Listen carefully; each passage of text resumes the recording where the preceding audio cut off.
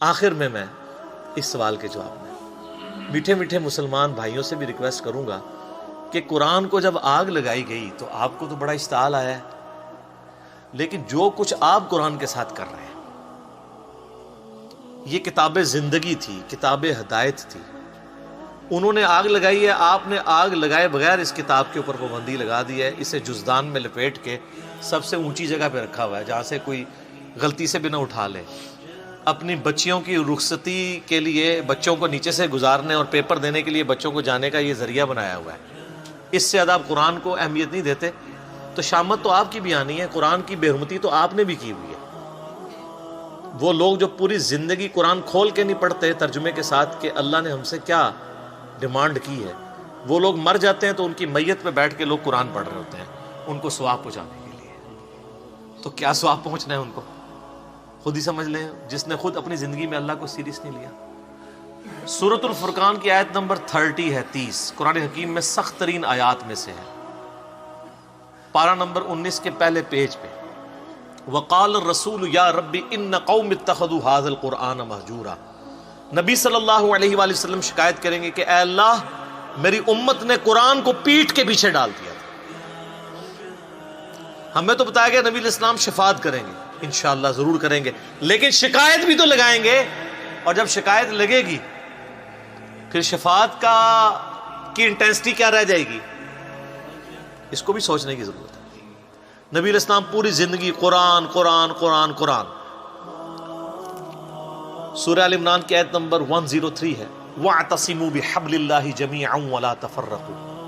اللہ کی رسی یعنی قرآن، وہ غدیر خم کی حدیث ہے صحیح مسلم میں، انٹرنیشنل نمبر کے مطابق 6225 سے 6228 تک، اللہ کی رسی اس کتاب کو کہا گیا، مضبوطی سے پکڑ لو اور فرقہ واریت میں مت پڑو۔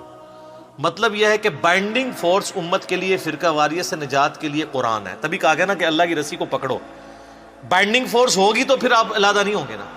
اور اس کو وائس ورثہ بھی کر لے کہ جو اللہ کی کتاب کو چھوڑے گا وہ لازمی فرقہ واریت میں پڑ جائے گا، اینڈ وائس ورثہ۔ فرقہ واریت کو ختم کرنے کے لیے کتاب اللہ کو پکڑنا ہے، اور اگر چھوڑیں گے تو فرقہ واریت آٹومیٹکلی ہوگی۔ اسی طریقے سے صحیح مسلم میں 2005 نمبر حدیث ہے، اللہ کے محبوب صلی اللہ علیہ وآلہ وسلم جب بھی کوئی تقریر، کوئی خطبہ دیتے، چاہے جمعے کا ہوتا، عیدین کا ہوتا، آپ علیہ السلام ہر خطبے کا آغاز اس سے کرتے، حمد و صلات کے بعد، فَإِنَّ خَيْرَ الْحَدِيثِ كِتَابُ اللَّهِ، آگاہ ہو جاؤ کہ بہترین کلام، بے شک سب سے بہترین کلام اللہ کی کتاب ہے، وَخَيْرُ الْهَدِي هَدِيُّ مُحَمَّدٍ صلی اللہ علیہ وسلم، اور ہدایت یافتہ راستہ محمد صلی اللہ علیہ وآلہ وسلم کا ہے، وَشَرُّ الْأُمُورِ مُحْدَثَاتُهَا، اور بدترین کام وہ ہیں جو دین میں خود سے داخل کر دیے جائیں، وَكُلَّ مُحْدَثَةٍ بِدْعَةٍ، اور تمام نئے کام بدعتیں ہیں، وَكُلَّ بِدْعَةٍ ضَلَالَةٍ، اور تمام بدعتیں گمراہیاں ہیں، وَكُلَّ ضَلَالَةٍ فِي النَّارِ، اور تمام گمراہیاں دوزخ میں لے جانے والی ہیں۔ یہ صحیح مسلم میں بھی، سنن نسائی میں بھی، ابو داؤد، ترمذی، ابن ماجہ میں بھی سکیٹرڈ فارم میں یہ سارے خطبے موجود ہیں۔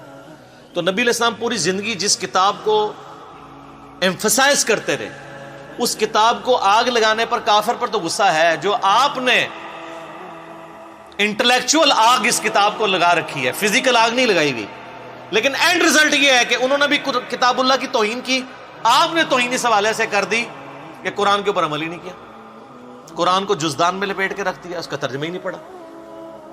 اور یار کوئی گورا بھی آپ کو خط لکھے نا تو آپ 4 دوستوں کے پاس جائیں گے اس کا ترجمہ کروانے کے لیے، اور جو اللہ نے آپ کی کتاب زندگی آپ کی طرف بھیجی، آپ کے پاس یہ ٹائم بھی نہیں کہ اس کے ترجمے ہوئے میں، اگر آپ بریلوی ہیں حمزہ بریلوی صاحب کا ترجمہ پڑھ لیں، اگر دیوبندی ہیں اشرف تھانوی صاحب کا پڑھ لیں، اگر اہل حدیث ہیں تو جونا گڑھی صاحب کا پڑھ لیں، اگر آپ اہل تشیع ہیں تو سید فرمان علی شاہ صاحب کا پڑھ لیں، اگر آپ بالکل سادہ مسلمان ہیں، کسی کا نہیں پڑھنا چاہتے، نیوٹرل بندوں کا، تو آپ مولانا مودودی کا پڑھ لیں،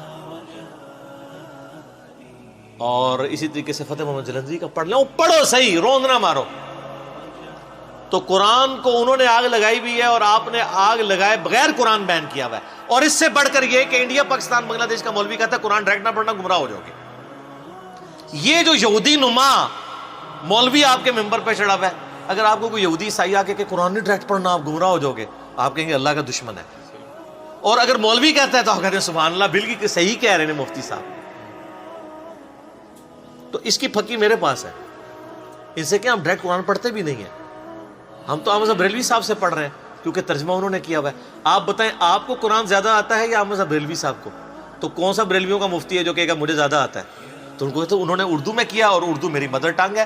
جس طرح صحابہ کرام کی مدر ٹنگ تھی عربی, ان کو کسی سے ترجمہ نہیں کرانا پڑتا تھا. زیادہ تر صحابہ بالکل امی تھے, ان پڑھ تھے, لیکن ان کی زبان تھی, ان کو سمجھ آتی تھی. اب اردو تو ہماری اپنی زبان ہے نا, اردو سیکھنے کے لیے تو ہمیں کسی مولوی کے پاس جانے کی ضرورت نہیں ہے. اور اگر مولوی کے پاس جانا ہے تو سب سے بڑے مولوی نے ترجمہ کر دیا احمد بریلوی صاحب نے. جو بندی سے پوچھیں کہ آپ کو زیادہ علم ہے یا اشری تھانوی صاحب کو, کہا تھانوی صاحب کو. تو ہم کہیں ہم تو ان سے پڑھتے ہیں, انہی کا ترجمہ ہے. اور یہ ترجمے انہوں نے کیا قرآن بیچنے کے لیے اور پیسے کمانے کے لیے لکھے تھے یا عوام الناس کی بھلائی کے لیے؟ بھلائی کے لیے. تو سر اس بھلائی سے ہمیں نفع بھی نہیں آپ اٹھانے دیتے. کہتے ہیں علماء سے دور کرتے ہیں. اور سر ہم کہتے ہیں علماء سے جوڑیں, ہم ہی تو جوڑ رہے ہیں, دور نہیں کر رہے. ہاں جو سو کالڈ مولوی بنے ہوئے ہیں جو قرآن سے دور کرنا چاہتے ہیں, ہم کہتے ہیں ان سے بچیں, نقالوں سے ہوشیار رہیں.